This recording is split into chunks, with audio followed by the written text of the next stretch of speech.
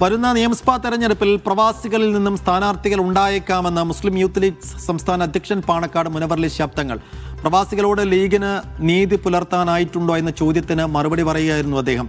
പ്രവാസികളോട് league എക്കാലവും നീതി പുലർത്താൻ ശ്രമിച്ചിട്ടുണ്ട്. ബൈത്തുറഹ്മ CH സെന്റർ പോലുള്ള പദ്ധതികളിൽ ഏറ്റവും കൂടുതൽ സഹായിച്ചിട്ടുള്ളത് പ്രവാസികളാണ്. പ്രവാസികൾക്കുള്ള അംഗീകാരങ്ങൾ പാർട്ടി നേരത്തെയും നൽകിയിട്ടുണ്ട്. നിയമസഭാ തെരഞ്ഞെടുപ്പിന്റെ സ്ഥാനാർത്ഥി നിർണയ ചർച്ചകൾ നടക്കുമ്പോൾ പ്രവാസികളിൽ നിന്നും സ്ഥാനാർത്ഥികൾ ഉണ്ടാകുമെന്ന് പ്രതീക്ഷിക്കാമെന്നും മുനവറലി തങ്ങൾ മീഡിയ വൺ സ്റ്റോറിയിൽ പറഞ്ഞു.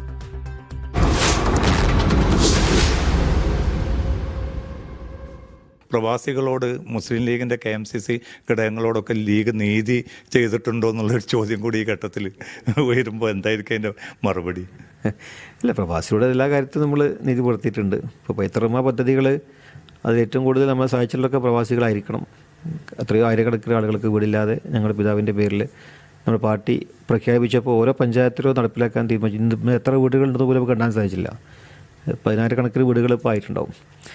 അപ്പോൾ CH സെൻ്ററുകൾ നടത്തിയിട്ടുള്ള ഒരുപാട് സേവന പ്രവർത്തനങ്ങൾ ആതുര രംഗത്ത്.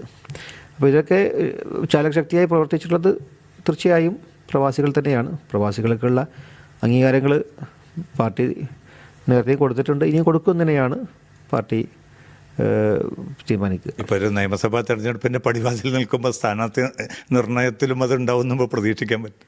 നമുക്ക് പ്രതീക്ഷിക്കാം. അതൊക്കെ ഒരു പാർട്ടി അതിനുള്ള തീരുമാനങ്ങളും ഒക്കെ ചർച്ചകളൊക്കെ നടത്തുമ്പോൾ അതൊരു അഡ്വാൻറ്റേജായി നമുക്ക് പറയാൻ സാധിക്കുന്ന ഒന്നാണ്. പാർട്ടി എല്ലാ എലമെൻറ്റിനെയും പാർട്ടി അംഗീകരിക്കുന്നതാണ്. നേരത്തെ KMCC നേതാക്കളെ പാർട്ടി അംഗീകാരം കൊടുത്തിട്ടുണ്ട്, അവരെ പരിഗണിച്ചിട്ടുണ്ട്.